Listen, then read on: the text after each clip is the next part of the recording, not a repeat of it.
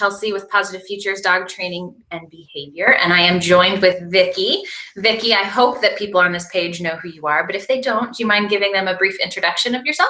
Sure. My name is Vicki Ronchette. I'm the founder and owner of Show Dog Prep School.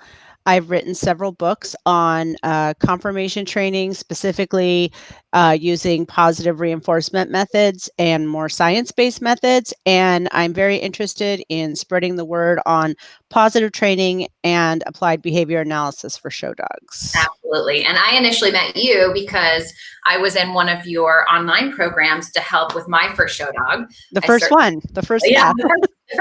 with my first dog. Yeah. I certainly was feeling overwhelmed and was having a hard time finding good resources for positive training for show dogs until, of course, Anna recommended you, and it was a game changer for me. Yeah. So it has been wonderful. I know right now with a lot of our conformation dogs, we have people that are obviously very distressed that shows are canceled. I totally understand that, but I think for a safety standpoint, it's certainly needed.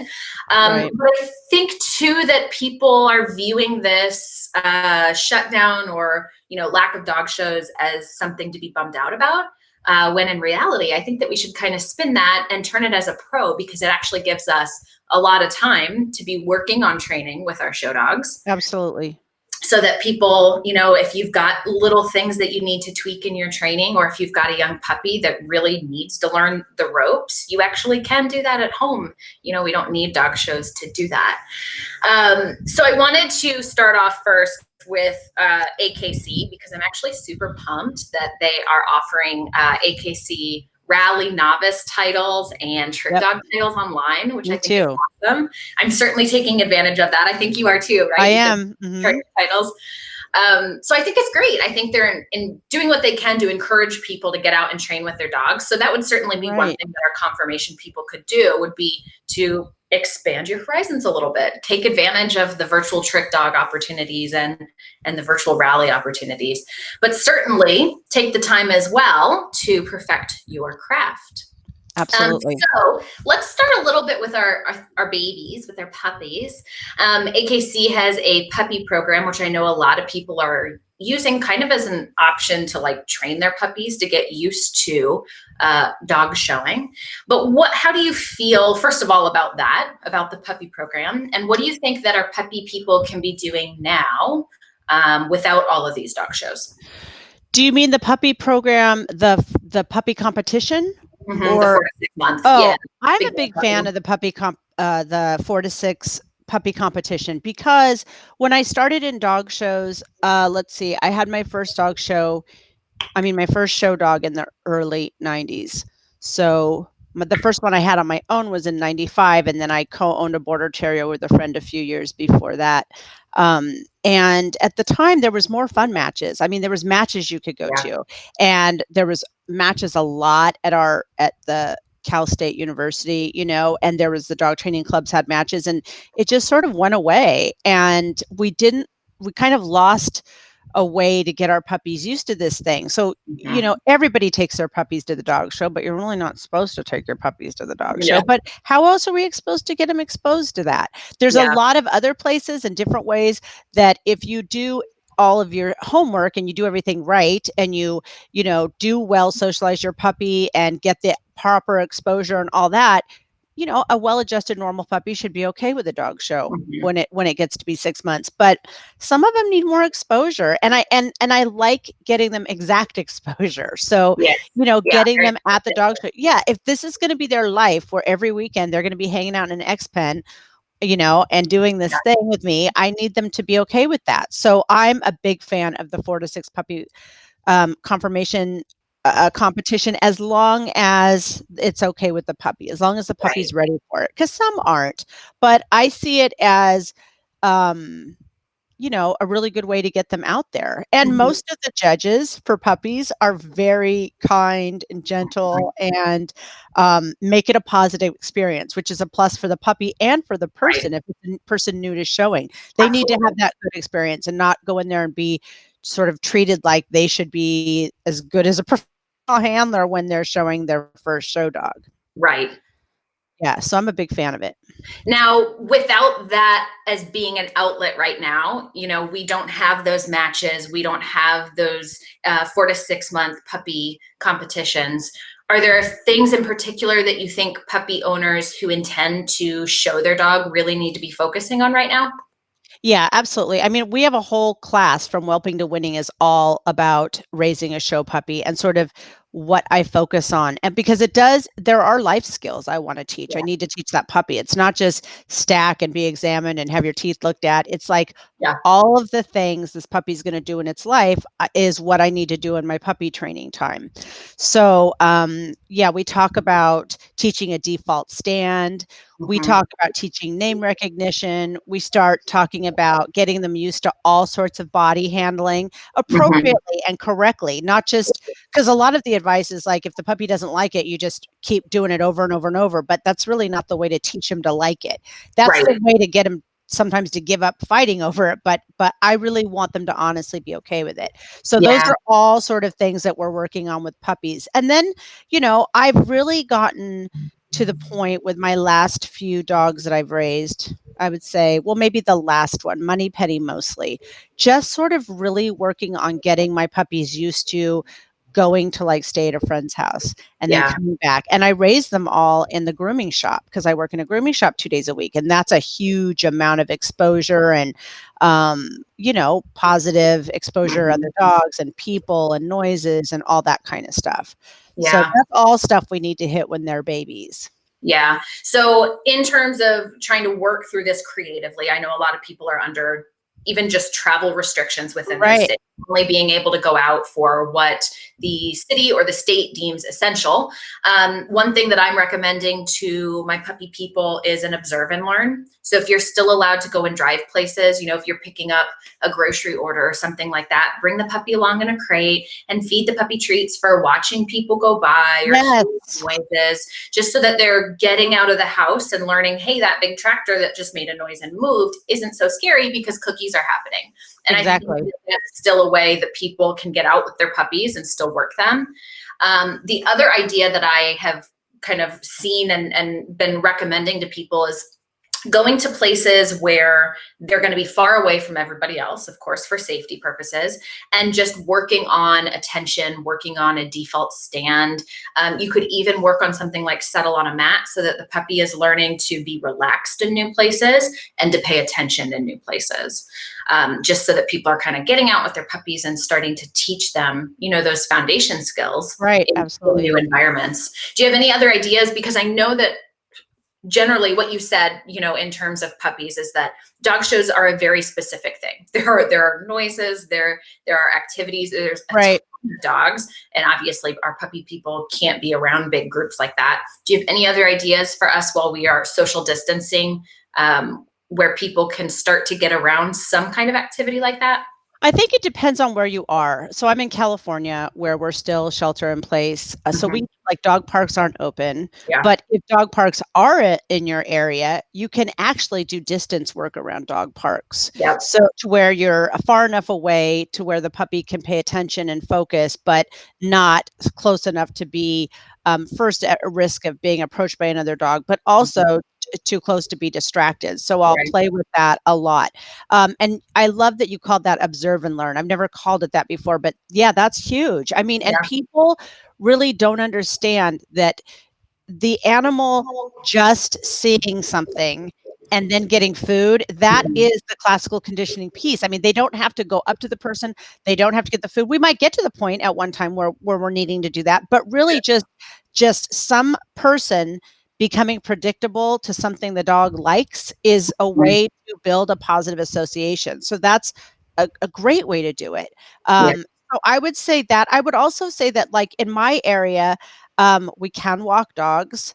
And if you can walk to a park where there's an open space, you can do that. So it might be worth it to just practice like in a schoolyard, since you're a parking lot, you know, or something like that, where you can get Right. plenty of space. You might get some people walking around, you might get some dogs walking around, but Mhm. you're just sort of teaching them. And I also think that, you know, it's a really good opportunity for us to sort of train the behaviors that we want the dog to have here at home, and then begin to generalize. Because a lot of the time, like, that's still how I do it, even though, I know that I can teach them with distractions, but I also think that I can sort of build the foundation behaviors without distractions and then start to pepper those in as the dog is having some success.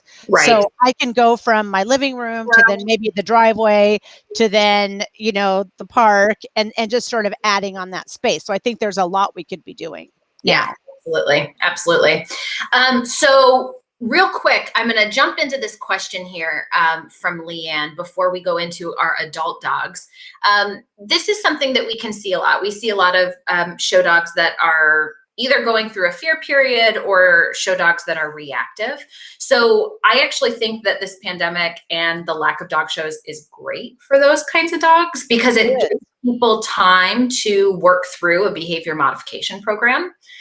So I would, for a reactive dog that you're intending to be a show dog, I would recommend reaching out to a certified professional trainer. Certainly Vicki could help you with this. I could help connect you with somebody as well. And I would work through a behavior modification program to work on that reactivity, so that hopefully by the time shows are back up, that the challenge will be worked through and you'll have some tools in your toolbox. Do you have any notes, Vicki, for us on reactive dogs and maybe specifically what we can do now to help them? Yeah, for me, I want to always first try and identify, if I can, what's fueling the reactivity. Is the dog frustrated because he wants to get to other dogs and he's upset that he can't? Is he scared of the other dogs? Is he feeling defensive around his person or his space? So a lot of the time, puppy dogs are, puppies, and they go to puppy classes and they get to play with everybody, and they're sort of just a free for all. And then they become 6 months, and then now they're not allowed to run up to every dog. And I think that creates a big issue for a lot of dogs. So I would first want to identify what's happening, and then I would do a desensitization and counter conditioning program.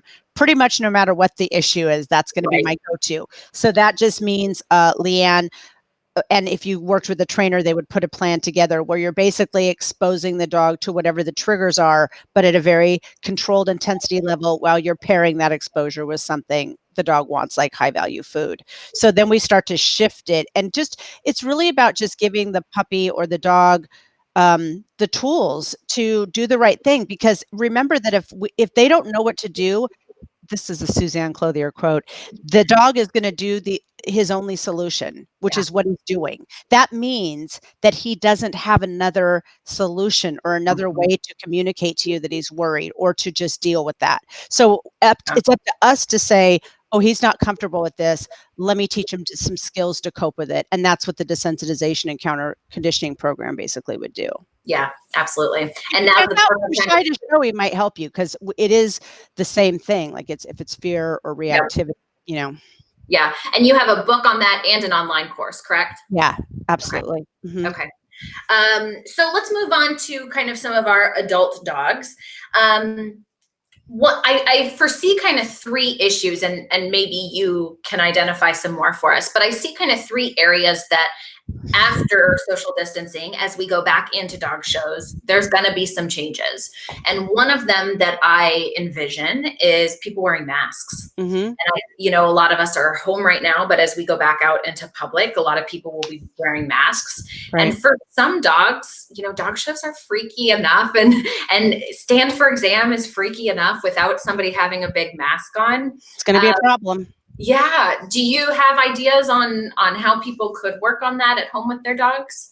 Yeah. I mean, this is the thing. I'm a very sort of organic trainer. I think, it's like I just start doing whatever makes sense based on science and based on what I know works. But for me, my plan, if I think the dog has an issue or may have an issue, is that I'm just going to start introducing them to 2 things without putting them together and without pressure. That would be the mask by itself. So all types of masks, just have it sitting there, show it to them, play with them with it, because they do have a weird smell, and they're, especially the store-bought ones, the fabric ones, might actually be easier.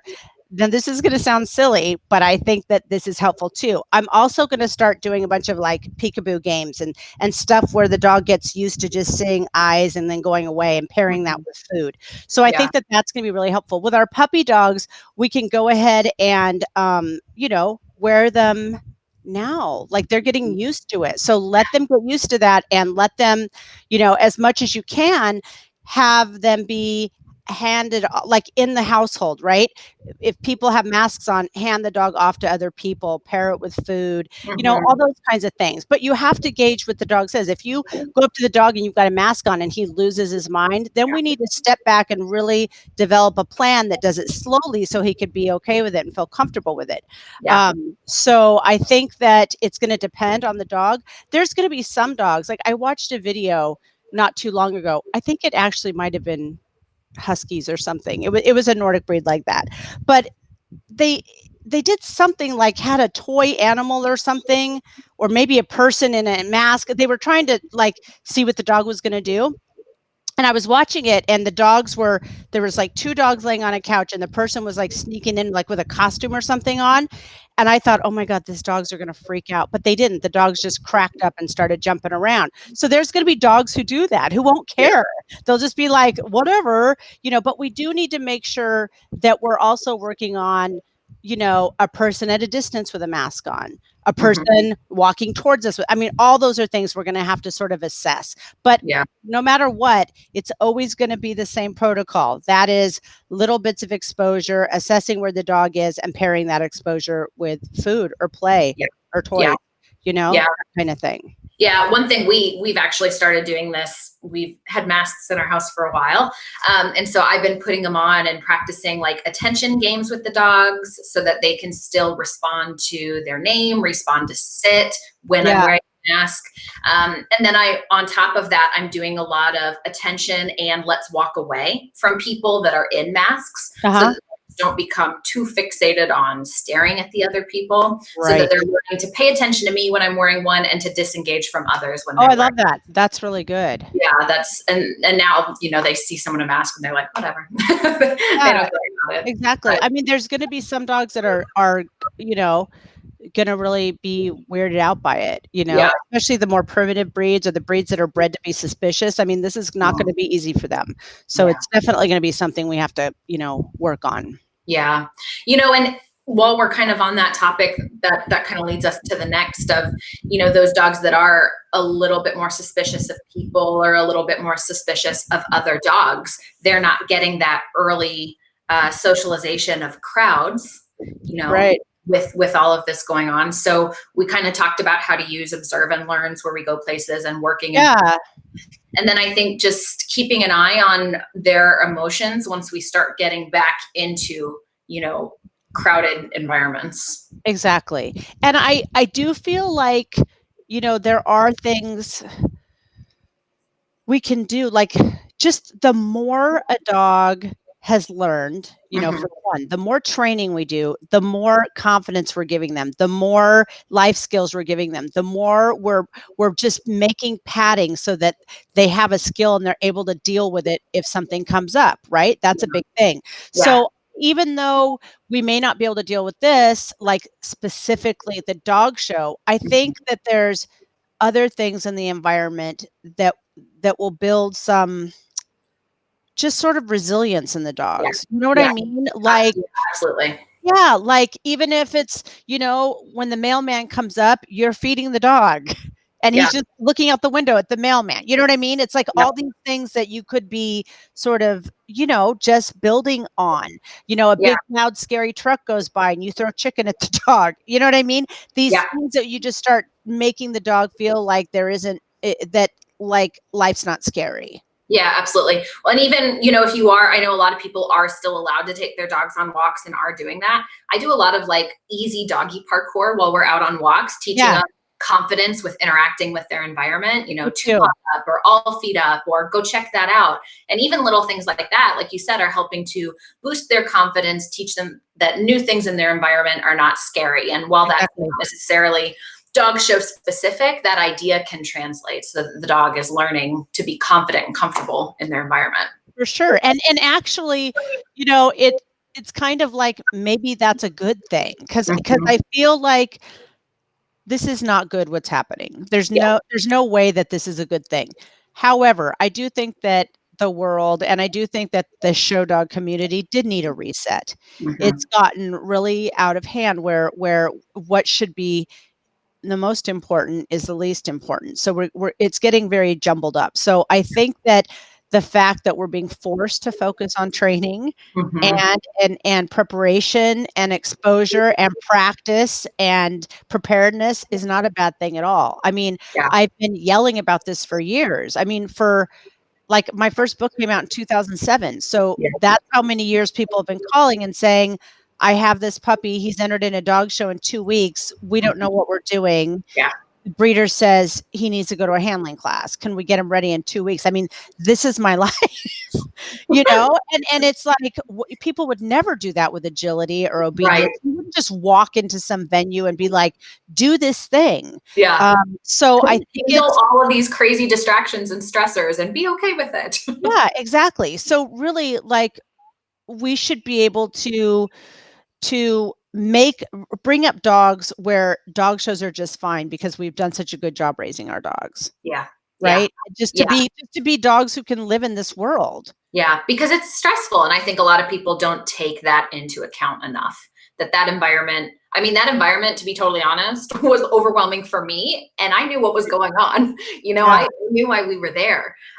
So I can only imagine for these dogs, all the smells, the noises, it's loud in there. And if There's, it's new for the person, then you've also got a person who's not on point, yeah. right? Because your human is forgetting to communicate with you and is all wigged out and nervous and maybe stops even acting normal to the dog. And the dog's like, Right. we're in a weird place. She's being weird. Yeah. Like, this is not good. Yeah. So I do want, the dogs to really go into it prepared and ready. That's Yeah. how I raise them. Like, a dog show should not be an issue. And if Yeah. it is, I'm pulling them out of dog shows until it's not an issue. Yeah. Period. Yeah. I love that. Yeah, that's Yeah. how it should be. I wish more people would do that. I certainly pulled Lennon out a few times for various reasons and always got some pushback from everybody else. And there was some disappointment from everybody else, but it was the right thing to do for my dog. And so I did it, Right. and sometimes we have to make those tough decisions because we are their guardians. We are there to protect them and set them up for success. And if something is off, it's not your day. You can't do it. Yeah, So, we're their advocate and we're the only yeah. one. And my dog is not going to be used to build points for other dogs or to, be filler or to, be just a body in there so someone could get points if that dog's not ready. Yeah. It's even one thing if they're not ready physically, but it won't do any damage emotionally, except for maybe I'm wasting my money showing a dog that's not Right. competitive.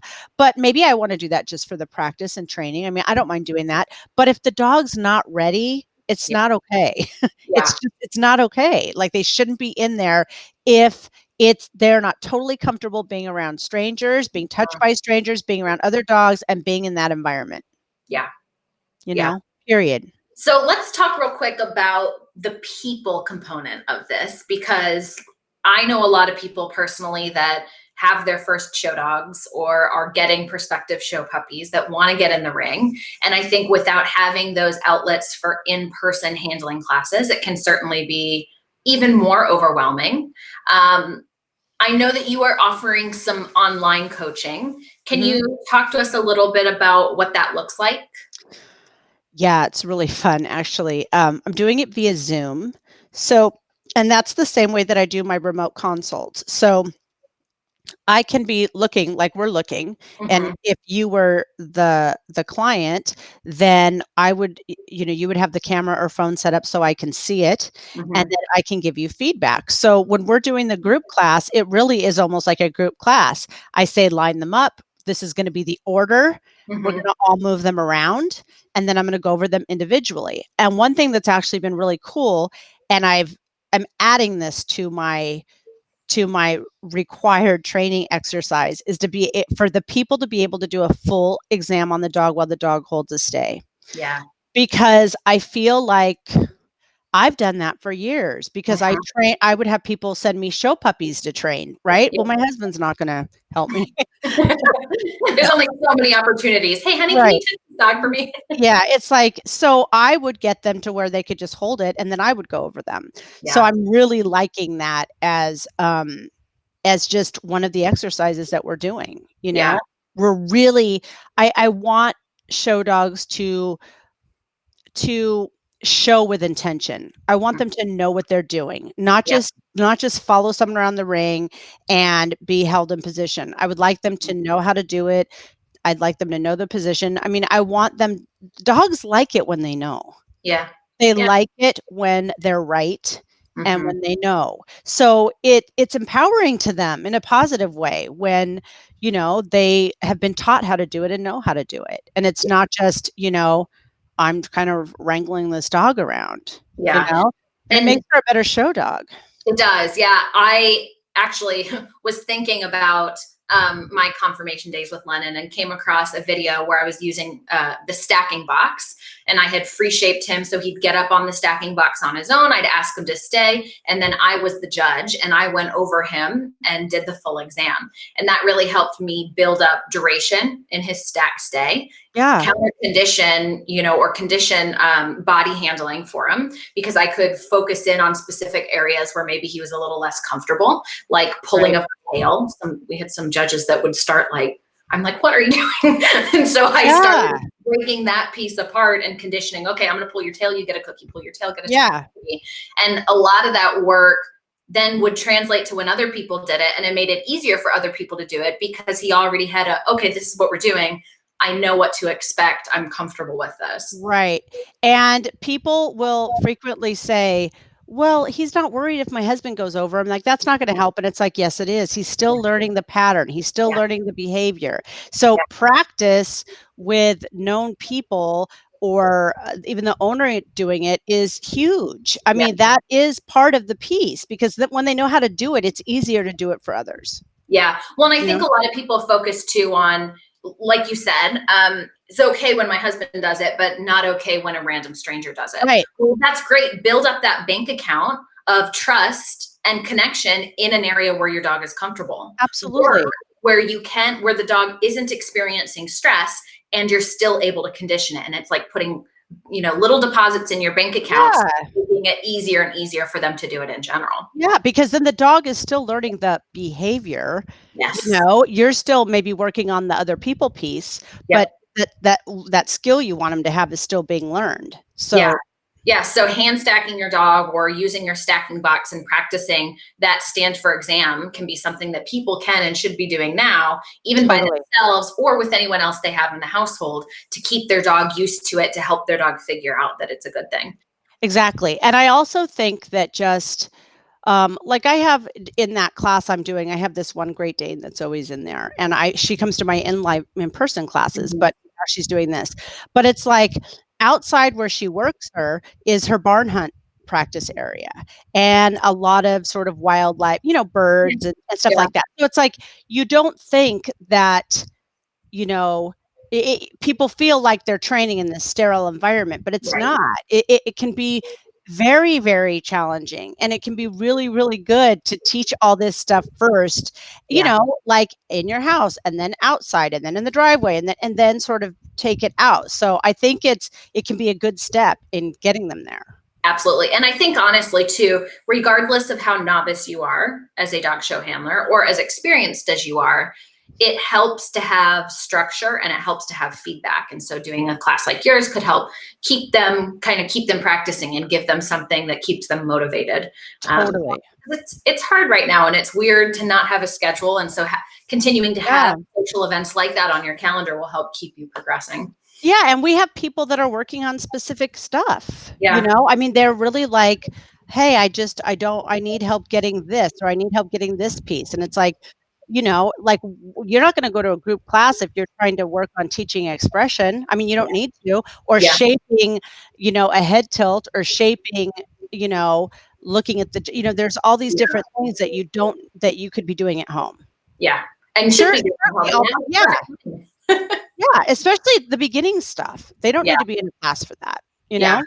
Yeah. But I will say that on my walks with my show dogs, it's like, it's the same way I did it when my training was more, if I was planning on doing obedience or rally or whatever. It's like, my rule for my dogs on a walk is that they have as much lead as I give them. So just don't pull me, Yeah. like if I give you 6 feet, you've got it. If I give you 3, you've got it. But Yeah. when I'm walking show dogs, I don't want them to get too used to walking because I need them to trot. And Right. that's what causes pacing a lot, is that they're always trying to accommodate the speed of the handler or Yeah. their owner because they're used to walking on a leash. But I will frequently, when in the dogs that are actively being shown on our walks, we'll just all of a sudden stop and go into a stack. Then maybe I'll hand stack them. Yeah. Then we'll go for the walk, and then I'll change the collar position, and then do some gating, and then go back. That is valuable too. Just them learning that what I say to you, how I'm moving, how I have the lead, all those things can give the dog more information. And Right. so that they're going to take that skill into the ring, where it's like they don't need to look the same way walking to the ring or while they're being groomed as we want them to be in the ring. Right. Yeah. So they can be learning all those things. Yeah. Well, and then that helps them generalize too, because if you're practicing all these skills in new environments, that's what a dog show is. It's just a new environment. So practicing on walks is a really easy way to take those skills on the road. Yeah. And help them figure out, oh, okay, all of these cues that mom is giving me of the collar position and, moving my body, it's all signals to me to do this thing. And I also think that if the dog enjoys the walk, then again, you're not just drilling a training session and you're peppering it into something that they like, and that's going to get you more bang for your buck in terms of making all this a good positive thing for the dog. And most dogs are very interested in problem solving and learning and figuring things out, and what can I do to get that cookie, and all that kind of stuff. So it's fun for them. You know what I mean? Yeah. You can even do things like, I'll think about environmental things that could be reinforcers. So it's like, if I know my dog wants to, pee on this one bush every time, I'm going to ask him to do something before I give him access to that. Or if I know that a dog wants to roll around in this certain patch of grass, I'm going to ask for something before I allow that. So I'm going to let those things become reinforcers too, which can be hugely powerful. This is how, when people say, well, my dog always sniffs in the ring, what do I do? It's like, well, we're going to use that. And that people are just like, what do you mean? I don't want him to sniff. And it's like, no, we're going to teach him to do it when I ask him to, and we're going to teach him not to when I ask him not to.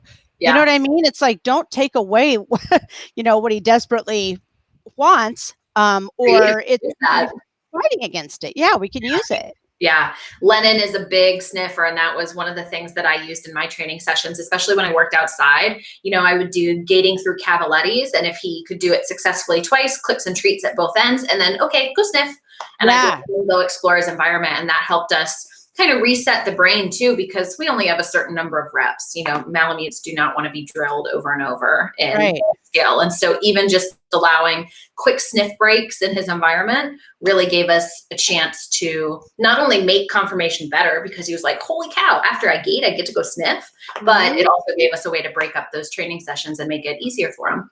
And also, like with the sniffing thing, I mean, that's self-soothing. That's the dog is getting information about the environment. So to take him to a dog show and then to say, don't sniff, is like taking the person and saying, shut your eyes. You're going to be at this new place, navigating it and dealing with it and coping with it and performing in it, but have your eyes shut the whole time. And I used it at shows a lot too. Attention is hard for him because, I mean, you've met him. He's a really social guy. And so he likes to flirt with everybody in his vicinity. And a lot of dogs don't like being looked at. So I would do a lot of attention to me, and then, what a good boy. Okay, go sniff. And I'd let him, sniff in the building, because then it was reinforcing attention to me and getting those eyeballs off all the other dogs. Into something else to help him decompress. And getting his head down so that they're not all worried about him either. It's just, there's a lot of stuff in the Conformation world it's all traditional, so it's taking a while to change minds about different things. Absolutely. Absolutely. But I think one of the coolest things is how many creative solutions there are, and how you can turn something like that, which people see as a problem, into not only a solution, but a reinforcer. I mean, absolutely. It's really cool. I mean, it's amazing, but it's not an easy sell. Yeah. At all, you know? I mean, people will just go crazy. Just like with my target trotting, it's like, I don't want him to eat food off the floor, and it's like, it's really never an issue. Well, I don't want him to do that. It's like, okay, well, you know, but I mean, it's like, I don't know. I mean, we're so, as a species, I think we look for what we don't want rather than what we want. So it's much easier to be like, I want to just get rid of that, you know? The tide is changing in terms of owner handlers who are wanting to learn how to do this, and they really want the dogs to know how to do it. And, you know, not just assembly line championships through handlers, you know, which is what a lot of people do. Literally, they get the next puppy, it goes off to the handler, they see it, you know, when it's done. And it's like, okay, that's fine. I get it. I don't think that's really why dog shows are developed or what any of this is about. But, you know, that's not my scene. Right. You know, that's what I do with my dogs because I like to do it. So yeah, it's kind of, there's a lot of different, you know, tiers and types of people with different, you know, priorities and stuff. So so for those people that are looking to use this time during the pandemic to improve their dog's behavior and help them kind of make the most of their dogs so that when we are able to go back into the shows, do you mind kind of sharing with us and talking with us about maybe like the 3 most common mistakes that you see people make at shows, or the 3 most common things that you're helping a lot of clients with right now, so that we can kind of narrow in on some of those challenges and kind of give people a little direction? Well, I'll say that I think the biggest thing always, always, always is, you know, it's one of those 3 things. Like, I always have broken everything down when I teach somebody brand new. Everything falls into standing there, moving, or being examined. So if there's a problem with any one of those 3 things, that's where they need to start. But I would say the most is people want to know how to get a good free stack. They can't figure that out. And I think part of why they can't figure it out is because if you're using traditional methods, it's very hard to make a dog look happy and good. And teaching something like stay is like, when we used aversives, it was probably the worst thing to use them with was stay, right? So I think really working on free stacking and hand stacking, like make sure you can stack your dog properly, hand stack your dog properly. And if that means you have to do it in front of a mirror, then you do it. If that means you have to do a remote session with me where I'm watching you and saying that front leg on my side needs to come back an inch, then you do that.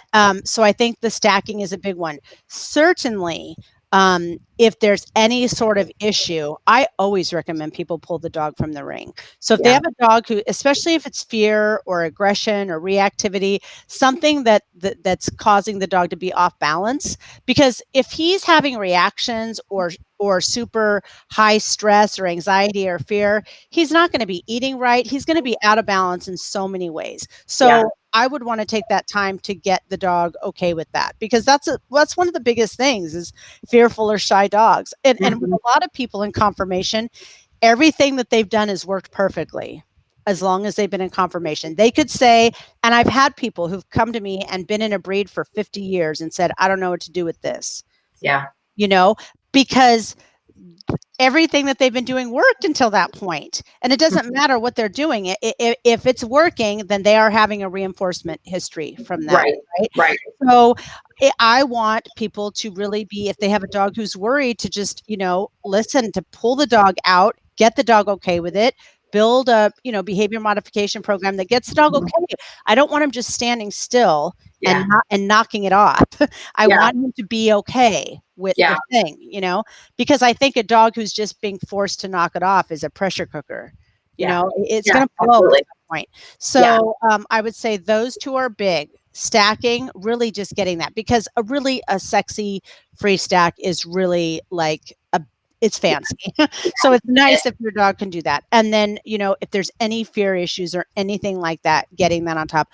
I also think that this is a good time to sort of really start looking at what we can improve in our dogs, creatively, sort of in terms of their performance. And I think that this is a good time to be looking at conditioning and fitness stuff, because we can increase stamina, we can help them just look better, build muscle. Yeah, build everything. And I see a lot of dogs, not a lot, but I've seen some that were clearly off balance in terms of their physicality, because they only went in a big circle one direction. Like, that's all they ever did with them. So I think I'm really liking sort of trying to get people to do new things and different things that I think will help with their conformation career. I think that tricks do help. I think that if a dog has some trick behaviors under his belt that he thinks are fun to do and have only been good, that can actually shift his emotional state in the ring from being I've done that. Yeah, I mean, so like the trick training, fitness training. I mean, I've had dogs where I've actually said, oh, I want to change or improve this, so I'm going to introduce some exercises and see if that makes a difference. And it does. Yeah. So I think that, that is something I would be exploring too. Maybe something that people don't traditionally think has to do with conformation, but it really might. Yeah. And not only that, these things are mentally stimulating. So if you're relying on dog shows for your dog's enrichment, and that's not happening now, or a huge amount of their life, then you can do this other stuff, know? Well, and it's relationship building. Yeah, that's what I was going to say. I think all of these things too, in general, are going to not only improve the dog's intelligence level and give them other skills that we could then use within conformation, but it's also going to bond you to your dog, and the stronger relationship you have with your dog, and the more your dog views you as something fun, the easier conformation is going to be, because you're going to have that reinforcement history of, oh, interacting with this person is cool, which makes it easier for them to pay attention with all the distractions. Absolutely. Yeah, totally. Yeah. I like what you said about the conditioning component, because you know that I'm pretty active with my dogs. I saw on a thread the other day that somebody was kind of asking, hey, what is everybody doing with their dogs now that they don't have dog shows? And a Malamute person commented and said, we're trying out dryland mushing for the first time. And I thought, how cool is that? You've got a breed that you've never done it with before, and you're taking this time to help give them exercise, enrichment, train new skills. I mean, I think that's so important, is instead of looking at this pandemic and the lack of dog shows as something negative, think, what can I do right now with my dog to improve my relationship, improve their trainability and the skills they have in their toolbox, and have fun with them. There's so many fun things we can be doing right now. And again, this stuff can bleed into the show ring and have a really positive effect. Here's a plug. I do have a conditioning for show dogs class. Oh, awesome. Facebook Live class coming up a week from Saturday on Show Dog Prep School. But yeah, I just think that there's things that people who are thinking about that they haven't thought about before, because they're looking for things to do. And that's a good thing. That's a really positive thing. It is a good thing. It's a good thing for the people and to help them change their mindset on things. And it's a good thing for the dogs too. Yeah. And because the thing is, I think that, there's no question that some dogs love showing. Yeah. But I do think that, I don't want to say a percentage, but I think a large portion of those dogs do it because we ask them to. Now, I have Lao Chin. They like doing it. Any excuse to meet people is good. That's what they're going to do. But, a lot of dogs are just like, okay, you really want to do this? Okay. But can we go lure coursing? Yeah. Can we go to a field trial? Can we go to the park and play ball? They have other things that they prefer to do. So if I want them to be competitive, this needs to be as fun as those things, Yeah. Which positive training can do that for them. Exactly. And taking the time, giving them the time they need to work through it. Totally. And I think that, it's gotten so, like, if you just go to a dog show, I mean, people just immediately, even handlers, they might not even know a dog. They just got handed a dog. They'll just go right into stacking it. No time to sort of get to know the individual. They don't even sometimes check to see what the dog knows. And I think that's offensive to some dogs. I think that they're like, I can do this, so I like to give some of that back to them. Like Yeah. they want to be a part of it, not just be, physically manipulated around, Mhm. to do this stuff. So why not? And if you give them the chance to be a part of it, they're going to show better. They're going to look Right. better in the ring. I think so too. If I they're mean, I think confident. that I mean, I think there's something so sexy about a confident dog in the show ring. A dog that totally. knows what they're doing, a dog that's happy doing it. I mean, Mhm. I was laughing when you were talking about teaching a stay with aversives. Obviously, I use a clicker, and stay was like one of Lennon's favorite things. So when I would ask him to free stack and then stay, he would just stare at me and his tail was wagging so fast. Yeah. I think 99% of the judges that came up to us in the ring was like, this is the happiest Malamute I've ever seen. And I'm like, well, Yeah. but I Yeah. think more dogs should be like that. More dogs should enjoy being in the ring, enjoy the attention, enjoy the experience, and have fun doing it. And they will Exactly. look better when they do. And I do think from years of being involved in the show ring and teaching people, there is so many biases with the different breeds and the different groups. So Yeah. it's like, you've got a Malamute, you better tell him that you better let him know who's boss. You better get on top of that right now. And people are like, they go into it with their dukes up Yeah. without even giving the animal an opportunity. Now that doesn't happen as much in Cavaliers, you know what I mean? Or some, or Yorkies or something where literally they're so small, people could just hold them in position. But Yeah. not only that, they just, any breed that has a reputation of being, difficult, Yeah. even though, don't get me started on this, will be a little rant, but we made them that way. It was our idea. Yeah. We created them to be whatever they are. So if that's what they are and you've chosen them, well, then don't get mad if your beagle wants to put his nose to the ground. That's Yeah. what a beagle does. And Yeah. if you don't like that, then you don't like that breed. Yeah. You Well, and know? I think my little side tangent on that is that even if your dog I have Malamutes, right? So even if my dog is supposed to be X, Y, and Z, me putting those labels on that dog automatically is going to restrict what I'm able to do with that dog. And so I think people need to be mindful too about calling their dogs certain things, without Right. really giving them a chance to be a good teacher and a good learner. Because I think that's Exactly. going to hurt you. I think so too, and I think it's relationship damaging. Mhm. Yeah, I Like think so. it's just go, and I have dachshunds, Yeah. they're not, border collies. Yeah. They're Yeah. not, but this is my breed, man, and I mean, it's like this is what they are. So I have to love everything about them. You know what I mean? Yeah. Or I don't really love them. Yeah. So yeah, I think that that just puts a different spin on it. And I do like that because I still fight with it a lot Yeah. in probably most the working breeds Mhm. where it's like, no, this is a blank. He ought to be able to deal with this, or a Yeah. blank. They're not afraid. And it's like, this one is. Yeah. But do you see this dog? Do you Yeah. see these stress But signals? people will argue. They'll say he's fine. And Yeah. it's like, he's not fine. I Yeah. mean, he's not fine. But they're so desperate to get in the ring. They don't know how to read body language. There's a million reasons why it's sort of, but it happens, Yeah. So Yeah.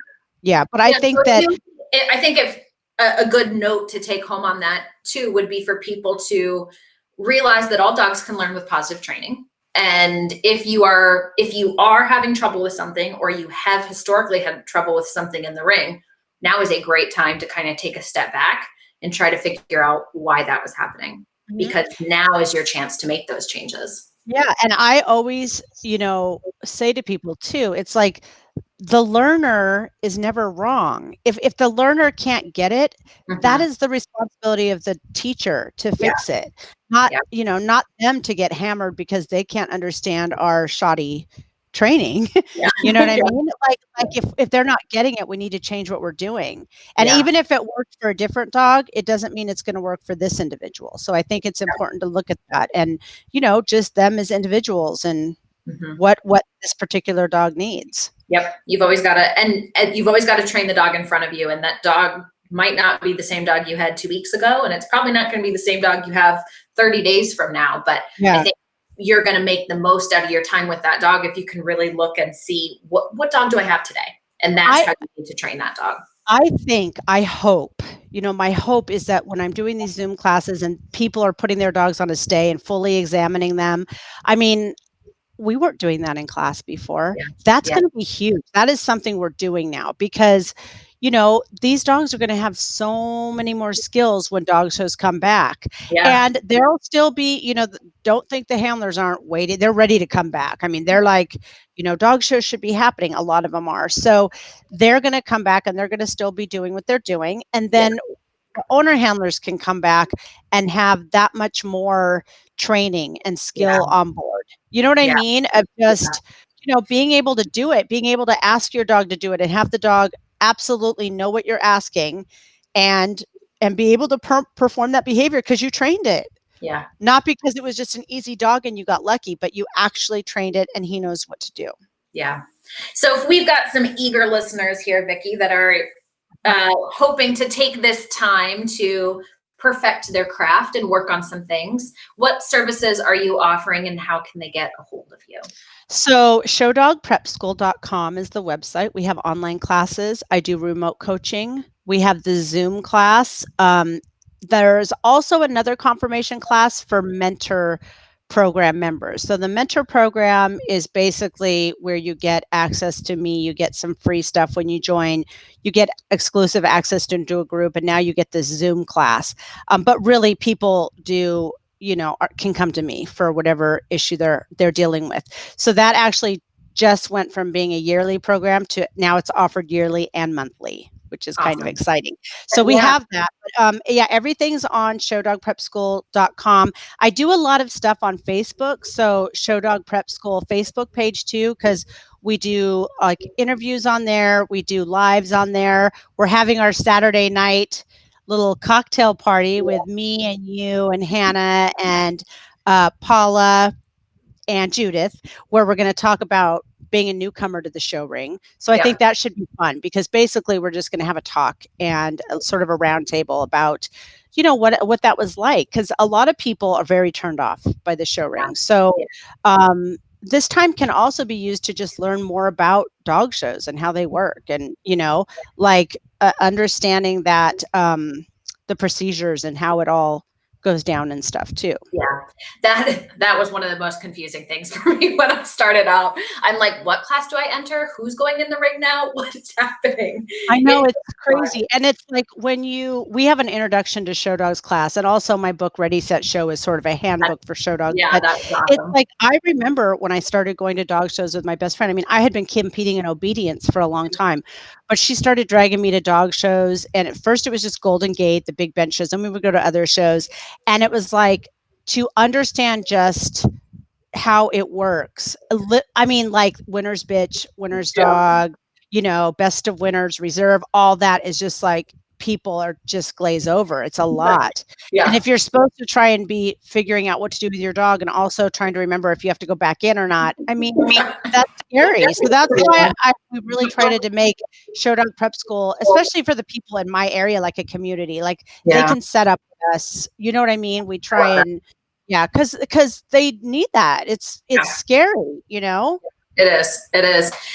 For our Southeast people, we do have a special Facebook group for positive reinforcement confirmation training in the Southeast. So I'll drop a link to that here too, because I agree, community is really important. And so, it's a place where you can post training videos or questions. And if we all go to shows together, we can, meet up and set up next to each other. Because it's going to a show and not knowing anybody or not feeling like you're welcome in certain areas. And so it's very, very, very challenging, for people to navigate. And I really want to be, I try and be there as much as I can for them. So in the mentor program, I might not be there because you're in another part of the country or another part of the world, but you can still, I mean, I've had people like message me when I'm getting ready to go in the ring, like, oh my God, this is happening. What do I do? And it's like, I text them back real quick before I go and show my dog because, that's what I feel like I should be doing as their mentor, Yeah, I love that.